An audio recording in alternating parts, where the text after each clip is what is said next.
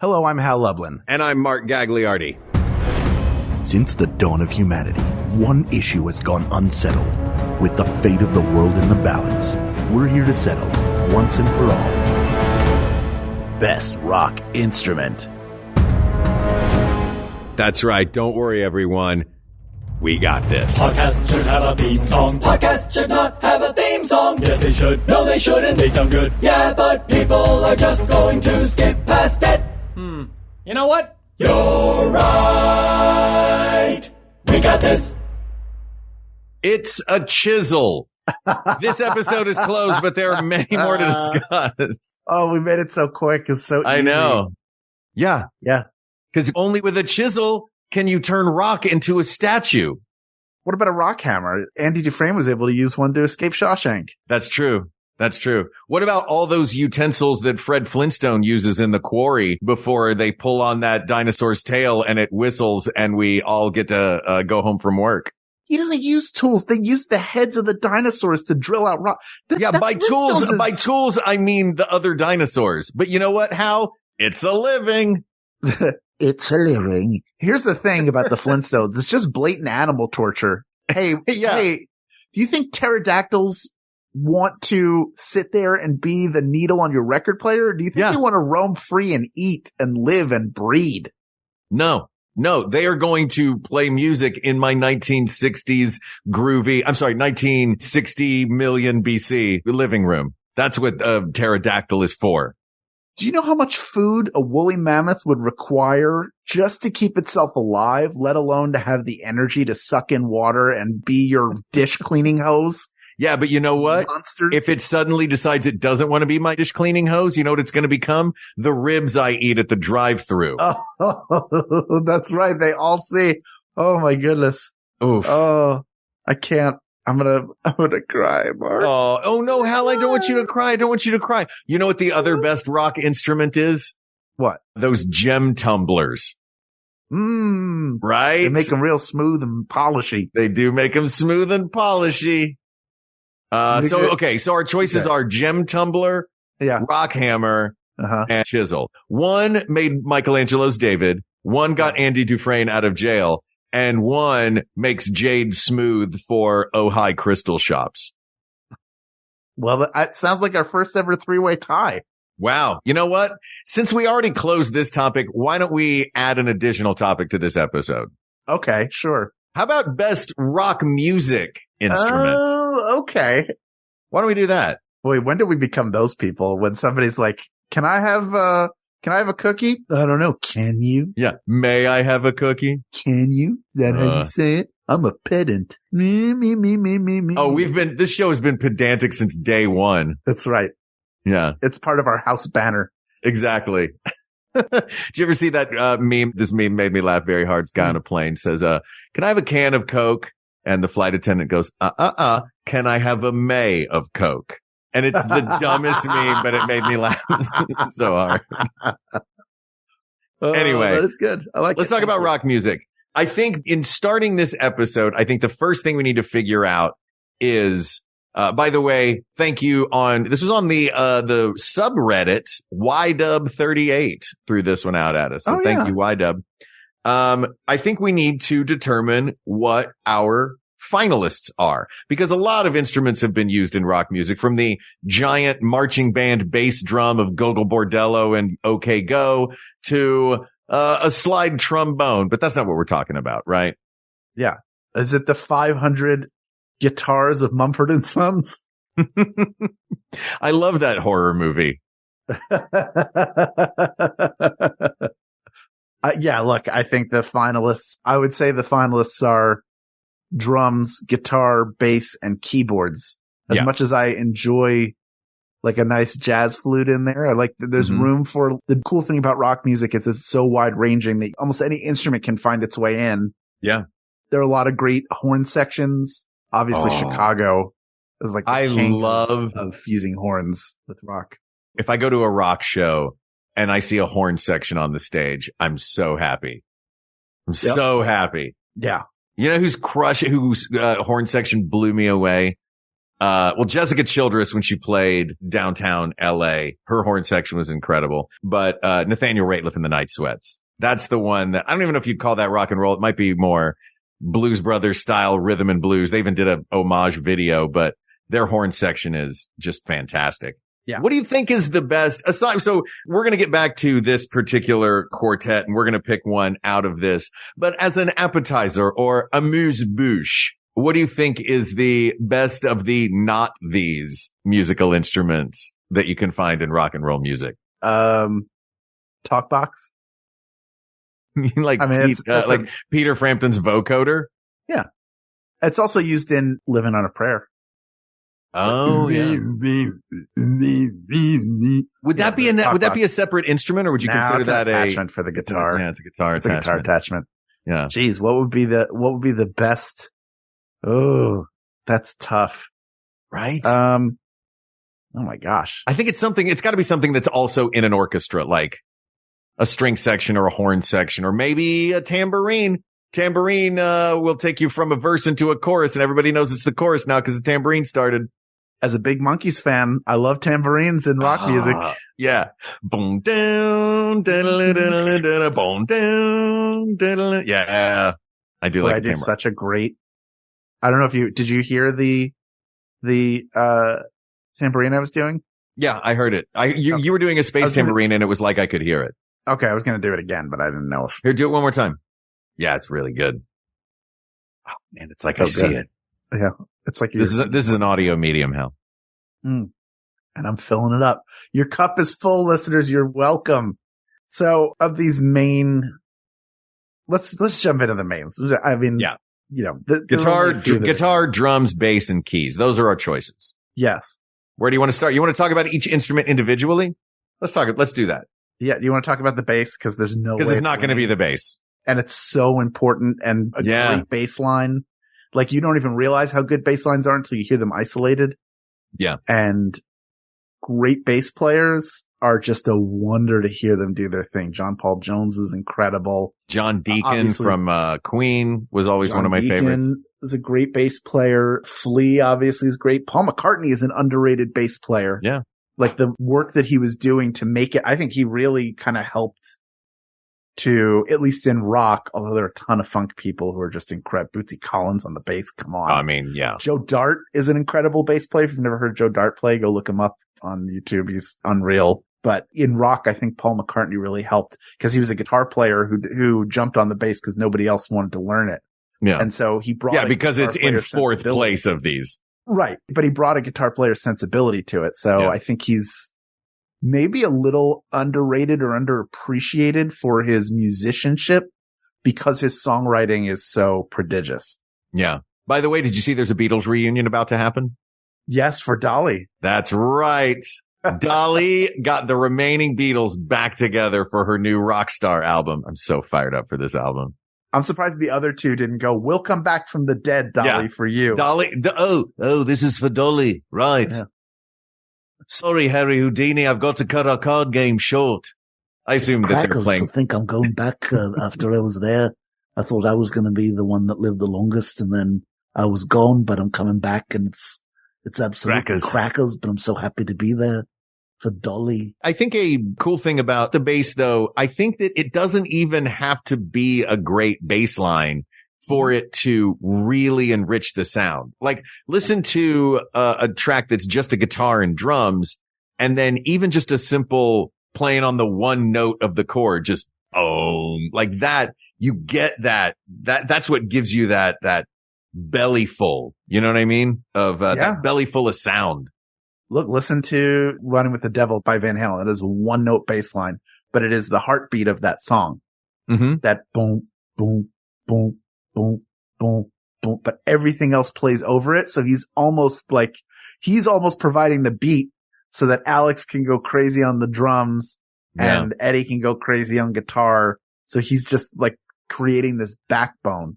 So it's a really versatile instrument as well. It can be a lead instrument. It can be a rhythm instrument. It can be literally a backbone, but it does provide a pulse. And it can be electric in a traditional rock and roll kind of outfit, Or if you're doing some sort of neo retro kind of rock and roll, a big old stand-up bass is a fun centerpiece for a band, especially when they slap that thing and spin it around real fast. Oh, I love that. Yes. And it can be played with a bow. How nobody's ever going to play a guitar with, well, maybe some experimental folks will play guitar Jimmy with a Page bow. will. Yeah, there you go. On Good Kashmir. Well, let's, you mentioned the rhythm and the beat of Van Halen's bass. Well, let's talk about drums.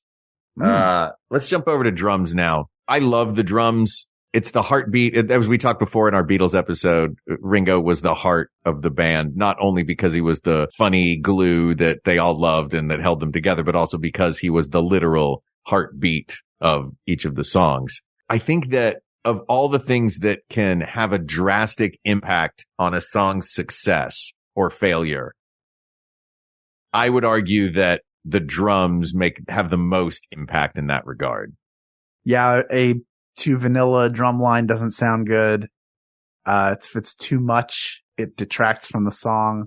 Finding those pockets and the right ways to do it and where and how to place the fills is really important. I'm just curious. I'm not asking for us to do an episode within an episode. Who's your favorite rock drummer of all time? Your favorite, not the best. Just who do you like the most? I mean, I think I have to say John Bonham. Yeah. Because he's just like, and that was the thing. And that's what made them so, everything was a hook. You know what I mean? Everything that Led Zeppelin played had that sort of magical hook to it. Though I do want to give a shout out to Don Henley, because how often is the drummer also singing? Except maybe the band and the Eagles are the only times I ever saw the drummer with a mic. Oh yeah, I guess that's true. Phil Collins is an incredible drummer. But they're the only ones. Yeah. Really. Who are regularly singing the lead on songs. He was, if we talk about the bass line being a heartbeat, he was like the engine of Led Zeppelin songs. Yeah. His drumming, like nobody else could play it like him. He brought this energy and this artistry to the things that he did. And he was an unleashed madman, clearly. Yeah. So the drums are just, they're incredibly versatile in terms of like, they can be really quiet. They can be really like the drumming work that John Densmore does on Riders in the Storm is like really like the way he's using percussion there to sort of set the scene is really nice. Even like, Tommy Lee, the stuff he did for Motley Crue, like it's just this driving energy that keeps everything like if this drum beat wasn't in here, the song would crumble underneath because there's nothing supporting it. And then you have a guy like Max Weinberg playing with the E Street Band. He is a crisp suit of a sound. That guy, every note is specific, and the style. And that's one thing I love about drums is you don't really have to know too much musical theory. You have to know rhythm, and in that regard, and the theory of that, and you have to have the coordination to do it. But you don't really have to know about notes and scales and keys and chords and all that. And I think that's one of the things that for me, because I was a drummer, when I was in high school, I had a drum set at home in the basement. And even now I briefly had a digital set, but it was so big. It took up half of my apartment. I was like, I don't really have the room for it, but I'll go over to Guitar Center and just plug in and play the digital drums. I'll just go upstairs, play the digital drums. I ain't bothering anybody. You're not hearing me. I'm not the guy downstairs playing Stairway on a acoustic guitar. Sure. Or like, practicing the 3 power chords I know on a Flying V that's plugged in on an amp cranked to 11. No, I'll go upstairs. I'll grab some drumsticks. But the beauty of that is it's just if you have the coordination to do it and you can keep up with that and, obviously build your skills. It's one of those things that you can just grab and any song you can start playing to. You know what I mean? And it will give you will give it your version of whatever song you are listening to and wanting to play along to. The music theory is definitely different, but the amount of technique from like style to style, like a jazz drummer is so different from a rock drummer that you have to learn everything from grip to, how you're attacking the set. But it also, unlike, like keyboards, but unlike the other instruments, it is a full body instrument. You're using both legs and you're using both arms. And if you're the drummer from Led Zeppelin or the Def Leppard from Def Leppard, you're doing all of that with one arm. Who was incredible. He's an incredible drummer. Yeah. Also, it's hard to talk about rock drummers and not talk about Neil Peart, who is also one of the greatest of all time. Like when you think of Rush, you think of the drums first. Mm-hmm. Yeah. Talk about theory nerds. That's Rush. And that's, so like, even though he didn't need to know all the music theory of, chord progressions and Mixolydian scales, I guarantee he does. You know what I mean? Oh, for sure. Yeah. Phil Collins, also an exceptional drummer. Yeah. Yeah. Look, I am a huge proponent for drums. It's tough to just have drums and we'll get to this when we get to the next two, because you can have a rock and roll song that's just a guitar. You can have a rock and roll song that's just a piano. I don't know if you can have a rock and roll song that is just drums. You know what I mean? Are there any, maybe Wipeout, which there's guitar and Wipeout. There's guitar in that. The guitar is huge in that, but the drums are really important. You can't do it without either one. They're both essential to it. Let's take a quick break because we've talked about two. We got two more ready to go. So why don't you take a little break? We're going to have our intermission where you can hear about some of the other fine shows on the Max Fun Network. We'll be right back. You probably already have a favorite animal. Maybe it's a powerful apex predator like the tiger or a cute and cuddly panda. And those are great, but have you considered something a little more unconventional? Could I perhaps interest you in the Greenland shark, which can live for nearly 400 years? Or maybe the jewel wasp, who performs brain surgery on cockroaches to control their minds? On Just the Zoo of Us, we review animals by giving them ratings out of 10 in the categories of effectiveness, ingenuity, and aesthetics. Listen with friends and family of all ages to find your new favorite animal with Just the Zoo of Us on MaximumFun.org or wherever you get podcasts. I'm Jordan Crucchiola, the host of Feeling Seen, where we talk about the movie characters that make us feel seen. And I'm the show's producer, Marissa. Jordan, you've interviewed so many directors, actors, writers, film critics, and I like to play this little game where I take a sip of coffee every time someone says, "That's such a great question." "That's such a fabulous question." Or they tell you how smart you are. "I think that you are rather brilliant." And of course, the big one is when they cry unexpectedly. Yes. Jordan, I don't want to cry on your podcast. I wasn't expecting to cry. I mean, it makes me kind of want to cry. Feeling Seen comes out every Thursday on MaximumFun.org. Listen already. What are you waiting for? Jordan, that's such a great question. All right, let's talk about the other full body instrument, which is the keys. Yeah. I love a piano. I love keys in a song. Like, aside from, and this is they're all such, aside from the bass, sorry, bass, you're great. Every band needs a bass, but there's a reason that Paul McCartney took one for the team by deciding to play the bass. The keys for me are the most versatile, I think. Mm-hmm. You know what I mean? There's a lot you can do with a guitar, but with keys, even just a piano being half of its original name, pianoforte being its full name from back in the day, meaning soft and loud. So the dynamic range for that instrument is built into the name of it itself. In any time I've written a song where I've recorded it, just like goofing around on GarageBand, the song really doesn't get going for me until I put those keys in there. Then it really kicks into gear, you know? What are some iconic, piano and rock songs? Anything Billy Joel ever did. I was going to say outside of Billy Joel because, although Angry Young Man, obviously. I guess this is more pop than rock. Yeah. Okay. But like Bruce Hornsby and the Range. Uh-huh. Love the keys on that. Sure.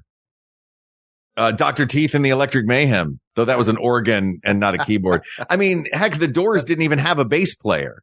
They had Ray Manzarek, who his left hand was the bass for that band. Well, and also if you want to talk about keys in rock music, that's Ray Manzarek is you can't. Light My Fire is the greatest keys of all time. Yeah. Light My Fire. I mean, everything. Riders on the Storm again. You have John Densmore. You have that like gentle drumming, and then you have that like trickling piano line. Yeah. Along with like the low, that like vibrato, cause he played a jazz organ. He wasn't playing piano. Right. But you want to talk piano? Freddie Mercury in Bohemian Rhapsody. Sure. I mean, just and Somebody to Love. There's a beautiful piano line in that. And I love We Are the Champions. One of the reasons I love Queen so much is the amount of piano in there that it just makes any song theatrical to me. You know what I mean? Yeah. Ben Folds 5. Like, sure. Anything by Ben Folds 5. Yeah. It's that theatricality that's built into the music when there's a piano, because it gives it such dynamic range. Not to mention, cause you said keys. You didn't say piano specifically when we started this, and the keys fill in so many different instruments. And even, the keys can be an organ. If you're playing with a big band doing stadiums, you're going to have a brass section, right? But if you're in a wedding band that's like 4 people and one of your musicians is on keys, she's handling a lot in that regard. That's the strings, that's the trumpets, that is so many different elements added. That's the synth leads. You know what I mean? Yeah. So many different things you can do with a keyboard. Yeah. Also, I mean, all the stuff that Billy Preston did with the Beatles. Mm-hmm.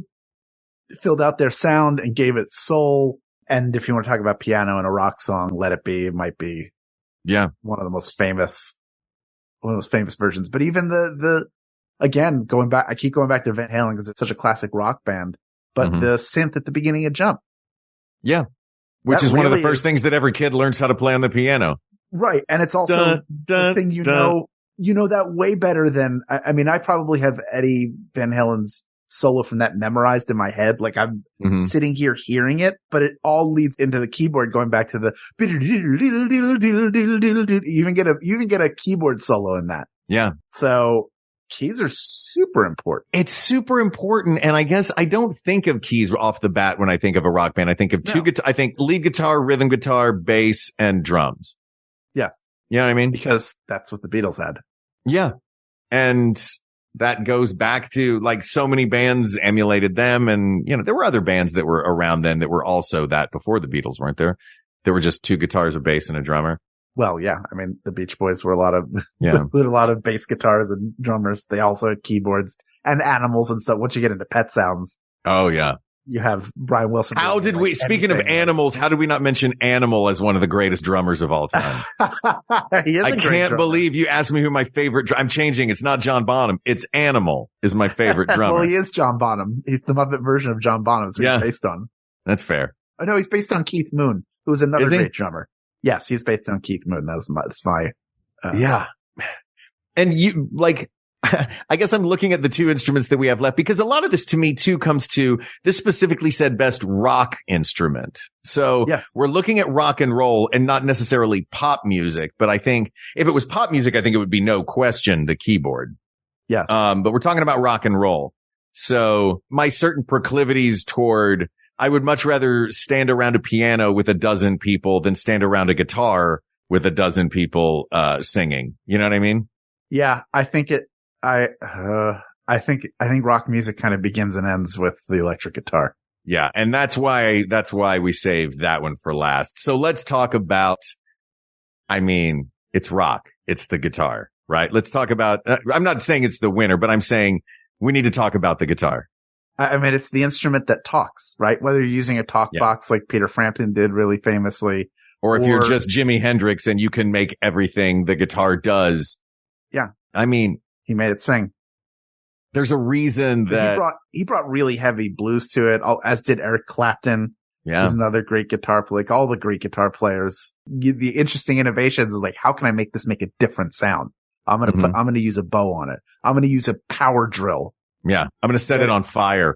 Eddie Van Halen, who's the pioneer basically of tapping and would turn his back to audiences during the early live shows because he didn't want anyone stealing his guitar techniques. Oh, wow. No kidding. So he would turn around when he was doing all this tapping and all that stuff. Yeah.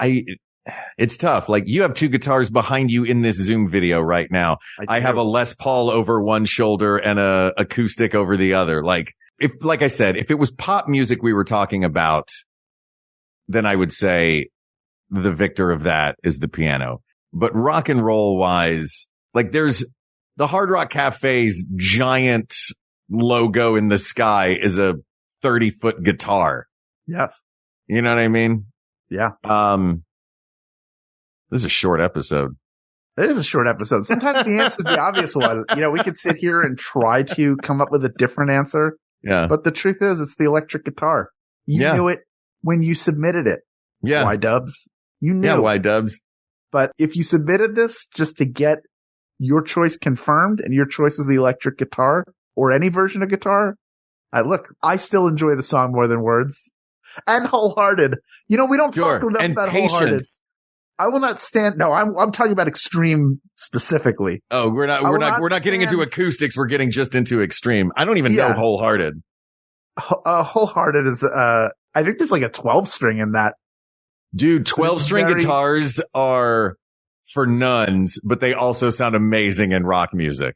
Yeah, I say that because all the nuns in the Catholic school I went to, they all played 12-string guitars. Oh, they were all on 12-stringers? They were on 12ers, yeah.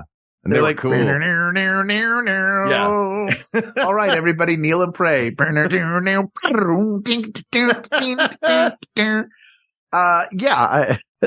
Wholehearted it does feature a 12-string guitar, and it is a very acoustic, love songy, not what you'd expect from Extreme, who had been, I think the deal was they were a metal band. The big hit off of their second album was More Than Words. Although there are other good songs on there. There's a great song on there, which is Nuno Bettencourt, who was their guitar player and is another fantastic guitar player, doing, basically like a Flight of the Bumblebee, but he's playing it against a drum machine because a drummer can't play fast enough to keep up with him.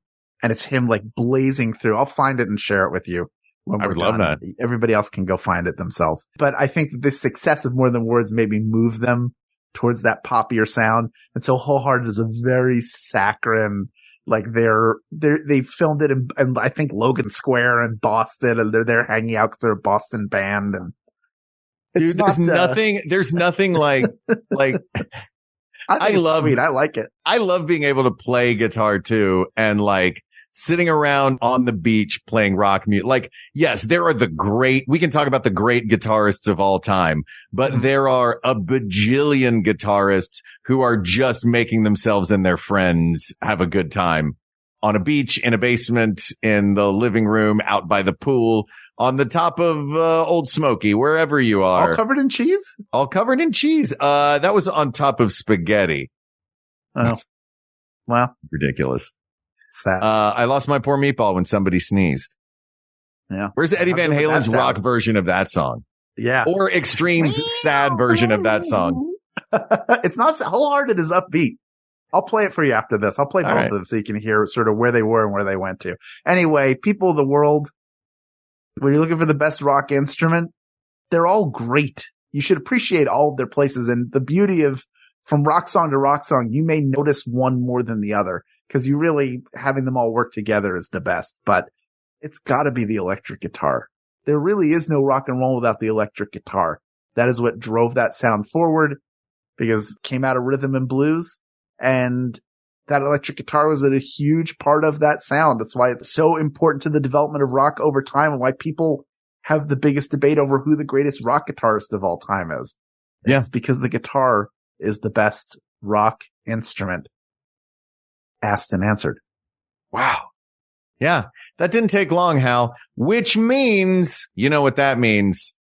We have time for a real quick dessert on this episode. Oh, what? Hal, yeah, we're going to do a real quick dessert, and here's the dessert we're going to do. We're jumping back to the beginning of the episode, and we're going best rock instrument, non-music. Here are our choices. Yeah. The chisel, the rock tumbler, the rock hammer, and dare I say, the telescope, which lets us look at giant rocks millions of miles away, and how Copernicus first introduced the idea that we were not, in fact, a geocentric universe. Can we combine the chisel with the hammer? Because the chisel's meaningless without the hammer. You can't just stab at something like it's an ice pick. Yeah. And then you're sharing art. Stone. You need hammer and shove it. Yeah. You are. Yeah. You're sharing that stone with everybody who walks past it, and they're like, that just looks like a big rock. What did you even do? It looks like a big rock with some like dents in it. Yeah, who dented that rock? Yeah. Yeah, I think we can eliminate the rock tumbler. as shiny and beautiful as it makes rocks. I do think this is a binary choice between creating art and observing the known universe and taking away knowledge from that. So really how this tiny binary topic to end this episode becomes art or science. It's the chisel, and here's why. The hammer and chisel together. Mm-hmm. Because not only do you use it to make art, but by using the pressure point to break rocks down into smaller rocks, you're creating building materials. That's true. And we need building materials. Somebody has played both Civilization and Settlers of Catan. I'll never tell. Wink. Asked and answered, hammer and chisel. Yeah, double episode.